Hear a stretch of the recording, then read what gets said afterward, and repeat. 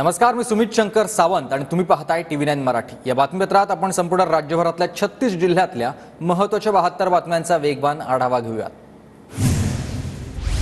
परळीत हवेत गोळीबार करून व्हिडिओ व्हायरल करणाऱ्यांवर गुन्हा दाखल झालाय। ग्रामीण पोलीस ठाण्यात आणखी 3 जणांवर गुन्हा दाखल झालाय।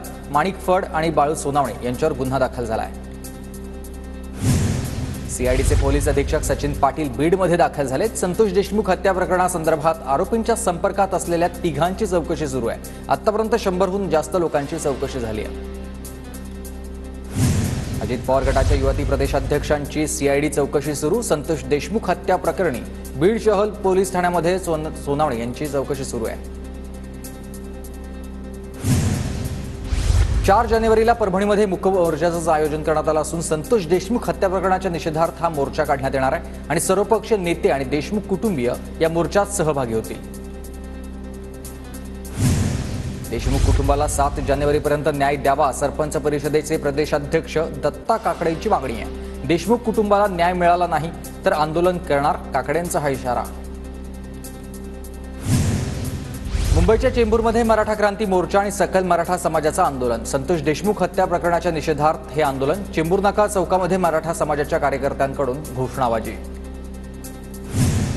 गोंदिया जिल्ह्यातल्या सर्व ग्रामपंचायतींचं कामकाज 3 दिवस बंद राहील। बीड हत्या प्रकरणाच्या निषेधार्थ 31 डिसेंबर ते 2 जानेवारी दरम्यान बंद। बीड मोर्चा संबंधित व्हायरल चॅट प्रकरणी अजित पवार गटाच्या कार्यकर्त्यांकडून अज्ञाता विरोधामध्ये गुन्हा दाखल झाला आहे। व्हायरल व्हॉट्सअप चॅट आव्हाडांचे असल्याचाच दावा आहे। धाराशिवच्या जळगावमधील सरपंच नामदेव निकम यांच्यावरील हल्ला प्रकरण। न्याय मिळवण्यासाठी सरपंच निकम यांचं शोले स्टाईल आंदोलन। हल्लेखोरांचा शोध घेऊन त्यांना अटक करण्याची मागणी। धाराशिवच्या तुळजापूर तालुक्यामधील जवळगा येथील सरपंचाला जिवंत जाळण्याचा प्रयत्न करणाऱ्या हल्लेखोरांचा 4 पथकाच्या माध्यमातून शोध सुरू आहे। तुळजापूर पोलिसात सदोष मनुष्यवधाचा गुन्हा दाखल झाला आहे। शिवाजीराव अढळराव पाटलांकडून राजगुरुनगरमधील हत्याकांडातील पीडित कुटुंबियांची भेट। अढळराव पाटलांकडून पीडित कुटुंबाला 5 लाख रुपयांची आर्थिक मदत। हिंगोलीत पोलीस कर्मचाऱ्यानं केलेल्या गोळीबारात जखमी होण्याचा मृत्यू झालाय। पोलीस अधीक्षक श्रीकृष्ण कोकाटे यांची माहिती। घरगुती वादातून पोलीस कर्मचाऱ्यानं केला होता गोळीबार। जालना महानगरपालिकेवर आमचा झेंडा फडकणार। महानगरपालिकेची पूर्ण तयारी हाच आमचा नव्या वर्षाचा संकल्प। कैलास गोरंट्याल यांचं वक्तव्य। भाजप आमदार राम शिंदेंची कर्जतमध्ये भव्य मिरवणूक। विधान परिषदेच्या सभापतीपदी निवड झाल्याबद्दल कार्यकर्त्यांमध्ये उत्साह। विधानसभा निवडणुकीत कटकारस्थान करून माझा पराभव केला, मात्र पराभव माझ्या कार्यकर्त्यांना आणि मला मान्य नाही। मतदारसंघात स्वागतानंतर राम शिंदेंचं हे वक्तव्य। नागपूर महानगरपालिका निवडणुकीसाठी भाजपची तयारी सुरू आहे। प्रत्येक बूथवर भाजप नवीन 200 सदस्य जोडणार।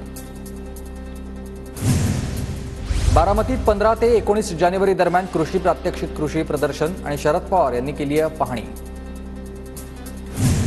चंद्रपुरात धनंजय कुणबी समाजाच्या वतीनं कृषी प्रदर्शन आणि मेळाव्याचं आयोजन। सुधीर मुनगंटीवारांची या मेळाव्यामध्ये हजेरी। कोरेगाव भीमा शौर्य दिन कार्यक्रमाच्या पार्श्वभूमीवर पुणे ग्रामीण पोलिसांकडून वाहतुकीचं काटेकोर नियोजन। मुंबईकरांकडूनच येणारी वाहतूक आता 14 ते 15 किलोमीटर अलीकडेच वळवण्यात येणार आहे, तर बंदोबस्तासाठी 4500 पोलीस आणि अधिकारी तैनात असतील। मंत्री संजय शिरसाट यांनी विजय स्तंभाचा घेतला आढावा। अनुयायींची गैरसोय होणार नाही याची काळजी घेण्याच्या शिरसाट यांच्या प्रशासनाला सूचना। छत्रपती संभाजीनगर क्रीडा संकुल घोटाळा प्रकरणासंदर्भातली बातमी। मुख्य आरोपी हर्षकुमार क्षीरसागर यांची मैत्रीण अर्पिता वाडकरला गुन्हे शाखेकडून मुंबईमधून अटक करण्यात आलेली आहे। 2 दिवसांची पोलीस कोठडी सुनावण्यात आली। विधान परिषदेच्या शब्दाशिवाय कोणत्याच पक्षात प्रवेश करायचा नाही। संवाद मेळाव्यात बबनराव शिंदेंसमोर कार्यकर्त्यांची भावना आहे, तर त्याबाबत आज बोलता येणार नाही, बबन शिंदेंचं वक्तव्य। शिर्डीत 12 जानेवारीला भाजपचं महाअधिवेशन। केंद्रीय गृहमंत्री अमित शहा आणि भाजपचे राष्ट्रीय अध्यक्ष JP नड्डांची उपस्थिती असेल। तरुणांना भाजपासोबत जोडण्यासाठी नव्या अभियानाची होणार घोषणा। ठाणे नगरपालिकेचे प्रथम नगराध्यक्ष आणि शिवसेनेचे माजी खासदार सतीश प्रधान यांचं वृद्धापकाळानं निधन झालेलं आहे। उद्या सकाळी 10 वाजता त्यांच्या ठाण्यातल्या निवासस्थानावरून अंत्ययात्रा निघेल। कल्याण अत्याचार प्रकरण आरोपी विशाल गवळी विरोधात नागरिक आक्रमक। विशाल गवळीच्या प्रतिकात्मक पुतळ्याला फास लावून अनोखं आंदोलन. कल्याणमधील मराठी कुटुंबाला मारहाण प्रकरणात आरोपी शुक्ला दंपत्याला 14 दिवसांची न्यायालयीन कोठडी, तर इतर 5 आरोपींना देखील 14 दिवसांची न्यायालयीन कोठडी. कल्याण अत्याचार प्रकरणावरून माजी नगरसेवक महेश गायकवाड आक्रमक झालेत. उज्ज्वल निकम यांची सरकारी वकील म्हणून नियुक्ती नकोय. निकम यांनी भाजपच्या तिकिटावर निवडणूक लढवली आहे, महेश गायकवाड यांचे आरोप. माजी मंत्री रवींद्र चव्हाणांनी सप्तशृंगी देवीचं दर्शन घेतलेलं आहे. रवींद्र चव्हाणांनी भाजप प्रदेशाध्यक्षपदी वर्णी लागण्याची शक्यता आहे. वर्ध्याच्या हिंगणघाटमध्ये संत गाडगेबाबा पुण्यतिथी महोत्सव साजरा करण्यात येतोय. वणा नदी तीरावरती आयोजित यात्रा उत्सवामध्ये भक्तांचा मोठा सहभाग पाहायला मिळाला आहे. साताऱ्याच्या पुसेगावमध्ये सेवागिरी महाराजांच्या 77व्या पुण्यस्मरणानिमित्त रथोत्सव सोहळा संपन्न झाला. या सोहळ्याला हजारो भाविकांची उपस्थिती. तुळजापुरात भाविकांची मोठी गर्दी. लग्नसराईत आणि नवीन वर्षाच्या स्वागतासाठी देशभरातून भाविक तुळजापूरमध्ये दाखल झाले. पंढरपूरमध्ये सकाळपासूनच भाविकांची मोठी गर्दी. नववर्षाच्या स्वागतासाठी विठ्ठल रुक्मिणीच्या दर्शनासाठी भाविकांच्या रांगा. विठ्ठल नित्यपूजेच्या ऑनलाईन नोंदणीस आता उत्स्फूर्त प्रतिसाद मिळतोय. ऑनलाईन नोंदणीला कर्नाटक, तामिळनाडू आणि आंध्र प्रदेशमधल्या भाविकांचा चांगला प्रतिसाद आहे. विठ्ठल रुक्मिणी मंदिर समितीच्या राजेंद्र शेळके यांची माहिती आहे.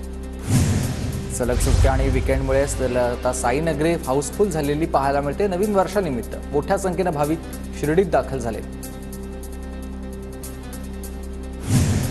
बुलढाणा जिल्ह्यातील संत गजानन महाराजांच्या मंदिर परिसरामध्ये भाविकांची गर्दी. नवीन वर्षाची सुरुवात करण्यासाठी मोठ्या संख्येनं भाविक दाखल. सरत्या वर्षाला निरोप देण्यासाठी पर्यटकांची नाशिकमध्ये गर्दी. शहरातील पर्यटन स्थळं, धार्मिक स्थळं भाविकांनी गजबजले. कोकणात पर्यटकांची गर्दी. खाडीतील बोट सफारीला देखील पर्यटकांचा प्रतिसाद. कांदळवन सफारी पर्यटकांचे आकर्षण ठरते. साताऱ्यातील महाबळेश्वरमध्ये नववर्षाच्या स्वागतासाठी पर्यटकांची मोठी गर्दी. वेण्णा लेक इथं पर्यटकांचं नौकाविहार, तर जवळच्या मैदानावर घोडेसवारीला पसंती. बुलढाण्यात बागेश्वर धामचे धीरेंद्र शास्त्रींनी संत गजानन महाराजांचं दर्शन घेतलंय. लवकरच आपण प्रवचनासाठी इथं येणार असल्याची धीरेंद्र शास्त्रींची माहिती आहे. तर ग्रामविकास मंत्री जयकुमार गोरेंकडून साताऱ्यातल्या सिंचन योजनेची पाहणी. योजनेचे काम वेळेत पूर्ण करण्याचे जयकुमार गोरेंचे आदेश आहेत. योजनेमुळे शेतीसह पिण्याच्या पाण्याचा प्रश्न मार्गी लागणार आहे. मनसेचे राज्य सरचिटणीस वैभव खेडेकर यांनी रत्नागिरीच्या खेडच्या एसटी स्थानक प्रमुखांना धारेवर धरलंय. खेड दापोली या शेवटच्या एसटी बसमधील प्रवाशांना ड्रायव्हरनं खोटं कारण सांगून एसटी बसमधून उतरवल्यानं खेडेकर आक्रमक झाले. सोलापूरच्या माढ्यातील 2 मैत्रिणी एकाच वेळी झाल्यात सीए. अंकिताला पहिल्या तर दीप्तीला दुसऱ्या प्रयत्नात यश मिळालंय. दोघींना नागरिकांकडून सत्कार दोघींचा करण्यात आलाय.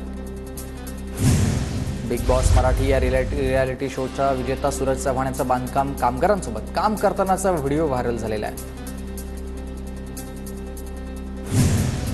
अकोला पूर्णा रेल्वे मार्ग विद्युतीकरण पूर्ण झालं. आजपासून या मार्गावरती 8 एक्सप्रेस गाड्या धावणार आहेत. वाशिम मार्गे उत्तर दक्षिण रेल्वे प्रवास अधिक जलद आणि सुलभ होईल.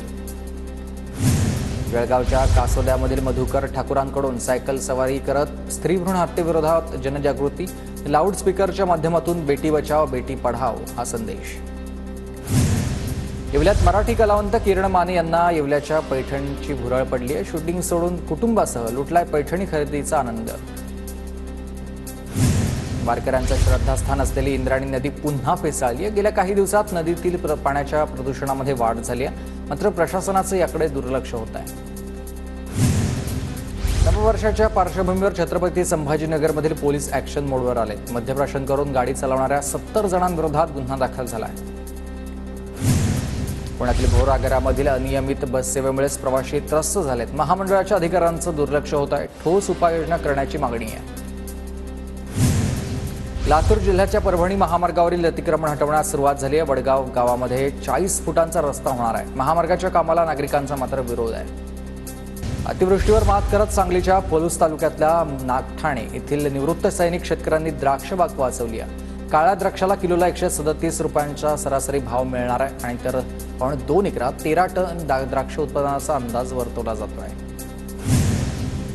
भाजीपाल्याला कवडीमोल भाव मिळाल्यानंच शेतकऱ्यांना भाजीपाला रस्त्यावर फेकून संताप व्यक्त केला आहे. छत्रपती संभाजीनगरच्या पाचोड इथला प्रकार आहे. नागपूरच्या संत्र्यांना यंदा भाव मिळत नसल्यानं शेतकरी अडचणीत आहेत. बाजारामध्ये संत्र्यांची आवक वाढल्यानं भाव गडगडले.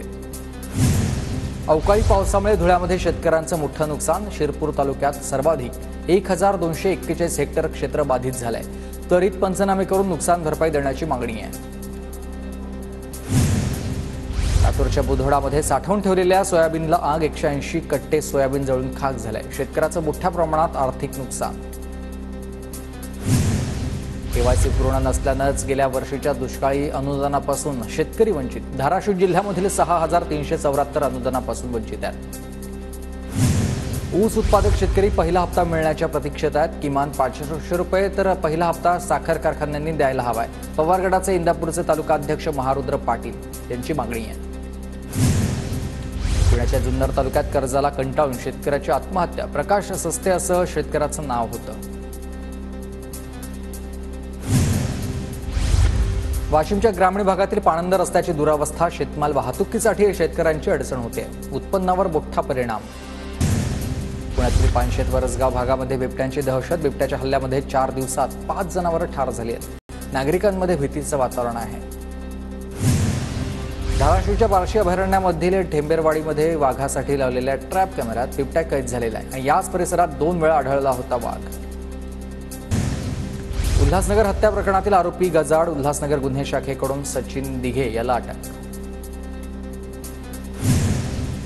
इचलकरंजी शहरातील कापड व्यापाऱ्याची फसवणूक. 2,37,25,000 रुपयांची फसवणूक. गावभाग पोलीस ठाण्यामध्ये गुन्हा दाखल झाला. नागपूरमध्ये छातीवर वार करून ऑटोमधून फेकून देत हत्या केल्याची घटना उघड झाली आहे. धातोली पोलिसात आरोपीविरोधात गुन्हा दाखल झालाय. पोलिसांकडून शोध सुरू आहे आरोपींचा. साताऱ्याच्या वाईमध्ये गुन्हे शाखेकडून सापळा रचत सराईत आरोपीला अटक. आरोपी कुणाल सकटे याच्याकडून देशी पिस्तूलसह 2 जिवंत काडतुसं जप्त.